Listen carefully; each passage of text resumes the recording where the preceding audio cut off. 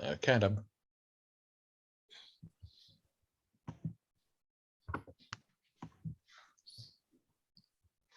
No, I'm still getting the signal that host disabled participant screen sharing. So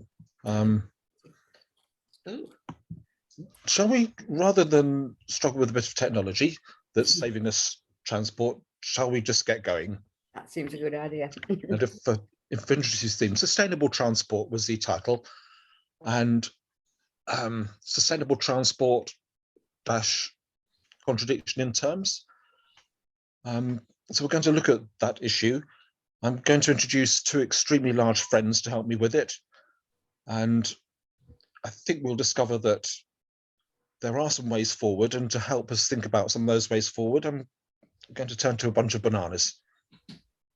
But first of all, trying to get to grips with this issue of sustainable transport. Anybody remember Michael Meacher? Remember the name? Yes, he was a Labour why. minister, Secretary of State for the Environment in one of the Blair governments. I met him and I heard him in Stafford, in Staffordshire, in the 1990s, and it was the launch of a Frozen. the possible extinction of life on Earth, including human beings, if we didn't get to grips with climate change. The other thing I remember was the difficulty at agreeing a definition of sustainability, and the acceptable definitions. There was one for the United Nations, which was leaving the planet after we finished with it at least no worse than we found it, so that future generations have the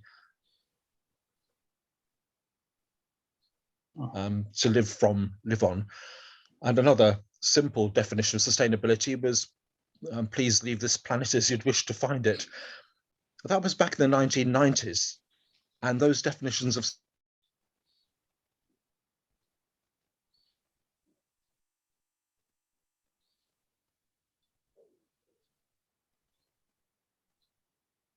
and we're using up vast amounts of resources. So that's why there's a great big question mark over sustainable transport. Question mark, try doing it like that. Great big question mark over sustainable transport. What is sustainable at all when we're facing a real climate emergency? And that's the United Nations saying that, not Greenpeace. We're facing a climate emergency and a species emergency, losing so many species so fast. So one big question is whether we are past the point of sustainability, but rather than introduce a morning of total despair and despondency, I don't think we are, and I think there are some ways forward. But just to give a context to the problem, two large friends. Anybody heard of General Sherman? Yeah, it's a tank. Yes, there's a tank. There's a General Sherman who is alive today. This General Sherman is big, the biggest single living thing on planet Earth. It's a whale. It's a tree. Oh no, tree. No, it's good guess, but it's a tree. It's a giant sequoia. Oh yeah, I've heard of it. I've got a picture of it, but you can't see it. This is a giant sequoia in California, 30 meters girth, measured breast height, 30 meters in girth. It's the biggest tree on the planet by its size and weight.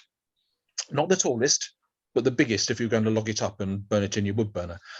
And it kind of introduces the whole forest thing, because trees, forests, we've taken for granted, and they're one of the planet's life support systems. You probably know about trees and sucking in CO2 and releasing oxygen and quite pleasant things like that, being under a large tree on a hot summer's day. But we do have a problem. For the first time in recorded history, last year, the Amazon, sometimes talked about as the lungs of the earth, the Amazon, instead of being a net absorber of carbon dioxide, was actually a net emitter of carbon dioxide. For the first time that we know of, the Amazon rainforest was emitting CO2 rather than absorbing it. We are giving the planet and our life support systems some problems. And another thing to set the context, and this is another extremely large friend. General Sherman, the tree can't move. The largest animal that the planet has ever seen. Anybody know what the largest animal that planet Earth has ever seen in its entire history? That animal is? Blue whale. It is the whale. Yes, you were Blue whale. waiting for that one. And it's the blue whale, yes. And according to David Attenborough, the male blue whale can attain lengths of 25 meters, which is, if you try the 25 long steps down your garden, that's a very long animal.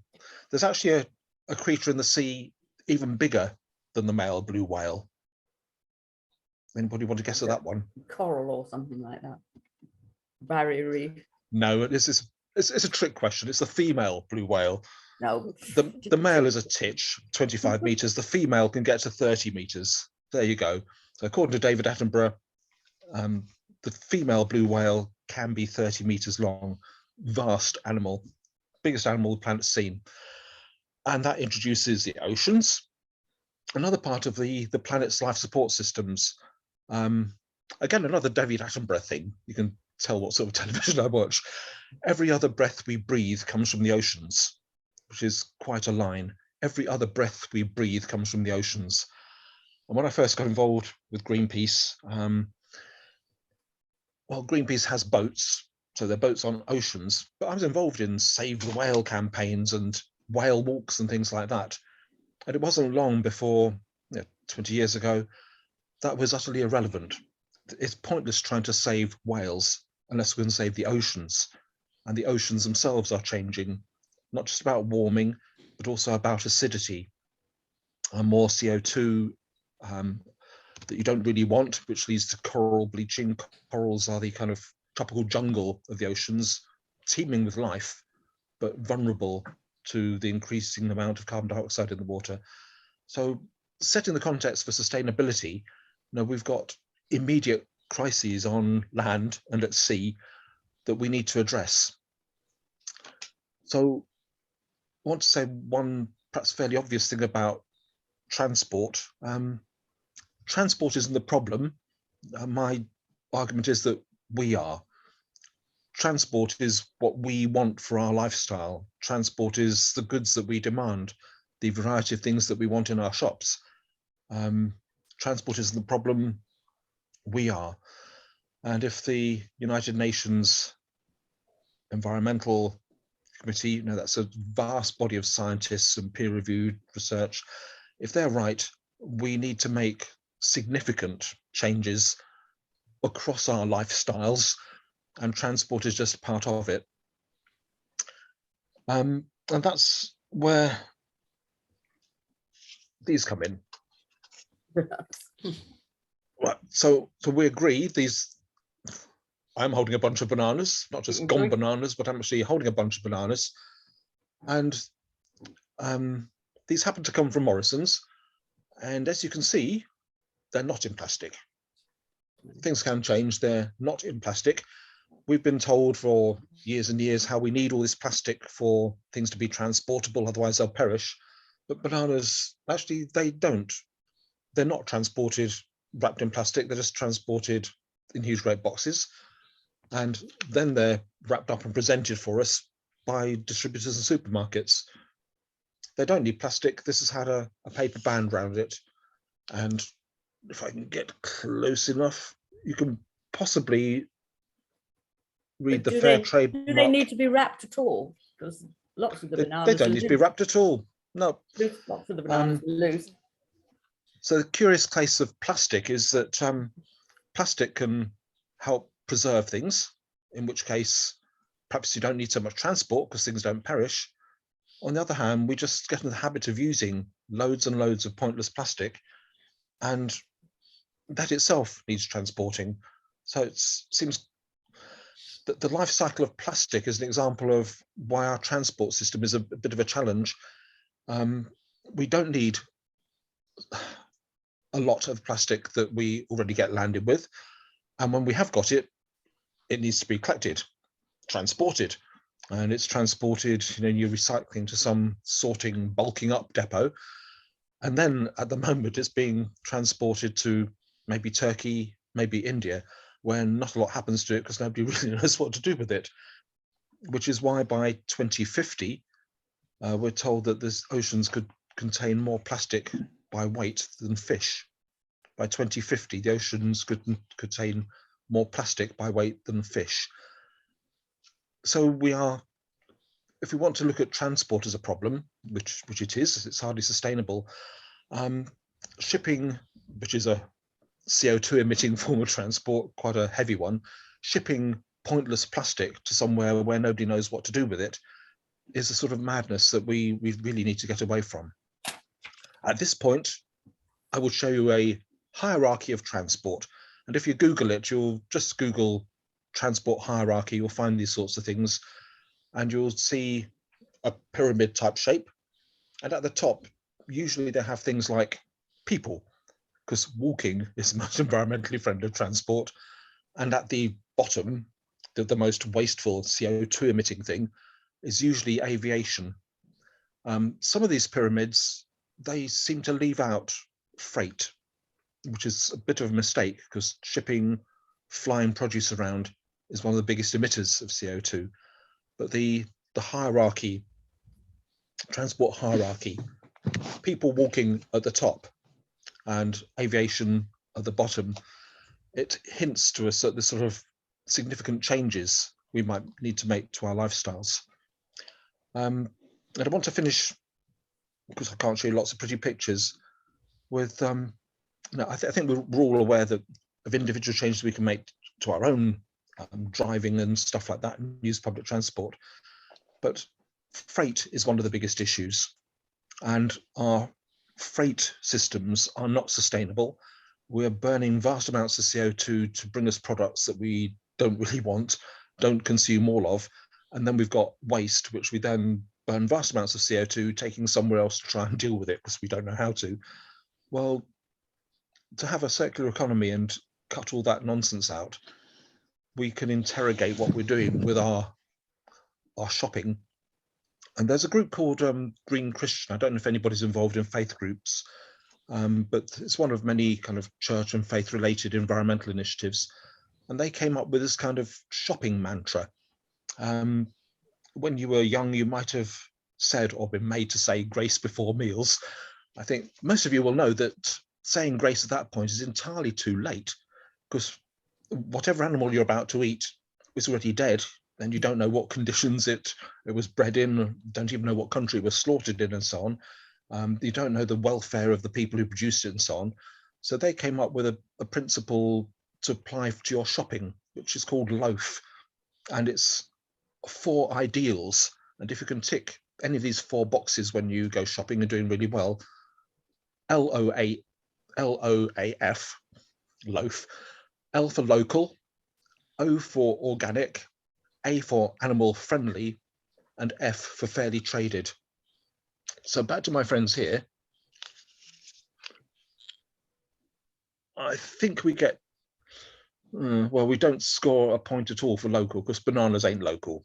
They certainly ain't local. We don't grow them here in Wales. I don't think you've got them in the Midlands either. So 0 out of 1 there, but organic, yes. You might be able to see the Soil Association mark there to show that it's certified. Animal friendly, well, in this case, since it's not an animal product, yes. And that's the Fair Trade mark. So, you know, the Fair Trade Foundation have checked that producers are getting a reasonable wage, a living wage for producing these bananas. So I get 2 out of 4 for that. And something I've done with youth groups is that when it gets to lunchtime, if they've survived the day that long, I break them up into groups. I give them a £5 each, and they go off and buy their own lunch. But it's a competition, and they've got to come back with lunch that's local, organic, animal friendly, fairly traded. And that really gets them into it. And when you're doing all those things, hopefully you're eating some decent food, but you're cutting down on flying, you're cutting down on shipping, you're cutting down on CO2 emissions simply by shopping local. I'm lucky that here, I'm looking out, you can't see it, but I'm looking out over a little plot of land here in Mid Wales, and the thing closest to the house is a polytunnel. And it's great eating your own local veg, and it doesn't come much more local than that. It's about 10 meters away. And some of you may have the skills, the opportunities, and you do need to be lucky enough to have a bit of space. But if you can produce local food, that is great. And also in this part of Mid Wales, there's a bit of a tradition of sharing things around. So we take some people eggs, and some people drop off other things, some veg they're growing. And it's quite nice, that grey economy. Things aren't being shipped in from Africa, Egypt, Tunisia, or anywhere else. It's a bloke down the road, and it's something that dropped off as they walk past, and taking the dog for a walk, and they drop some leeks off. There are some other ways of doing things that don't involve vast ships and don't involve jets flying halfway around the world. And if we use our loaves, that's one way of coming up with some solutions. But back to where I started, sustainable transport. Facing the climate emergency that we do, we need to rethink transport radically, and we need to get off fossil fuels very, very quickly. And however it works out, all of us need to be using transport much, much less. Quite a challenge. At least that's my view. Now it's over to you. Saying about polytunnels, what about the plastic in the polytunnels? That's right, but that's not a single-use plastic. It's not a waste of space. This stuff is it's actually guaranteed for 10 years. I did a little bit of reading, and so far it's going just fine. But there's plenty of plastics that we do use in medicine, for example. And there are plastics that can preserve the life of things. There's so much pointless plastic. Is it 130 billion plastic bottles that Coca-Cola produce or Pepsi-Cola produce each year? Whereas in Japan, though they do have a lot of plastic bottles, at some point they had the wise idea of them all being the same shape, which means gathering up and recycling them is much, much easier. And the same material, are they? I presume so. Isn't that one of the problems with the plastic? One of many is that there's so many different sorts. There are very many different sorts, but I now find that though our local council will only accept the recyclable plastics and the really hard stuff they won't take, you have to take to the local skip. Now the supermarkets are taking the softer stuff. Yes. So you take not just your bags, but your other wrappings. Sorry, do you know what happens to it when they've collected it? I'm wondering that. I've been taking it, but yeah, I hope it's not as bad as what happens to the rest of the recycling, which doesn't necessarily get recycled at all. I hope it does actually get processed. You can buy plenty of products out there. I've got some instead of concrete tiles for a path, I've got some paving stones that are actually plastic, but made into a kind of solid substance, so it won't degrade and you won't get lots of bits of plastic in your garden. It'll remain this kind of solid substance. So some of it is being used. Well, I went somewhere yesterday, nature reserve, where they're making, well, they haven't finished it yet actually, but they're making a boardwalk, and that's made from recycled plastic apparently. Is it? That's interesting. That's obviously on a larger scale from my garden. Well, yes. I mean, it's not huge, obviously, but it could be done, I guess. What? Yeah. Can I just say our thinking? Can I just say that I'm very interested in sustainable transport, particularly shipping. At the moment, we don't use waves at all. The energy of waves is totally wasted, but we could use the waves to power shipping or to reduce the fuel consumption of shipping. At the moment, when a ship's basically a pointed vessel, and what it does is pushes the waves to the sides, so the energy is wasted. But instead of that, if we trap the energy of the waves and push it behind the ships, it will push the ship forward and reduce fuel consumption, emissions, and also increase the speed of the ships. Now, the way to do this is essentially to add a pipe to both sides of the ship. so that water is transferred from essentially from the bow to the stern. But within this pipe, you have one-way openings, so that when the waves hit the ship, the water is trapped within the pipe, and then it gets pushed to the back of the ship and released to push the ship forward. So essentially, by capturing wave energy, we can reduce fuel consumption, fuel emissions, increase the speed of the ship, and actually reduce the movement of the ships, because instead of pushing the ship about, you're pushing water around the ships. Now, this could all be done easily by basically adding extra plumbing to the side of ships. And the costs would be recouped within a couple of journeys, basically. And, you know, so why isn't it being done? Good question. Do you know of any examples of that at all? No. I would. Are you aware? Anybody else? No, Anybody else Sorry? aware of that technology? no. No, George has mentioned But- it before, but I don't personally know. I of know him.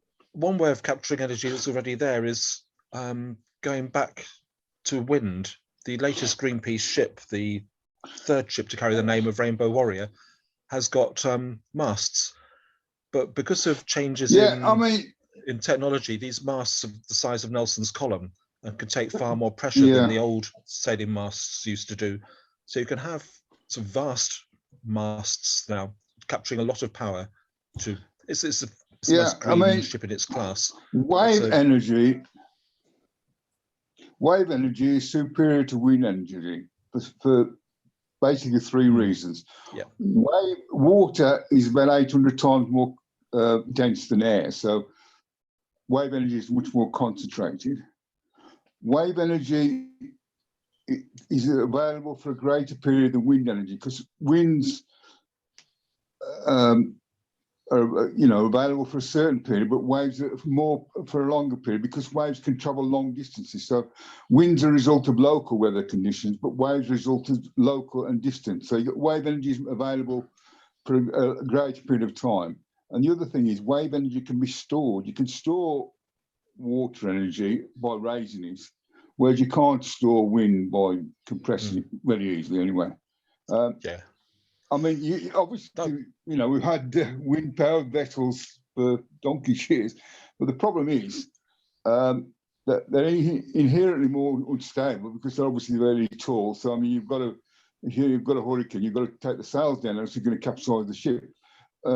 And also, you've got to be aware of the direction all the time, because you've got to angle the ship to take account of the wind direction and wherever you're going. Whereas waves obviously can come from any direction, and by adding this extra pipes, or it's basically an extra layer to the outside of the ships to store energy. You know, you can have waves store energy from any direction. So waves are a superior source of energy to wind energy. You know, it's crazy that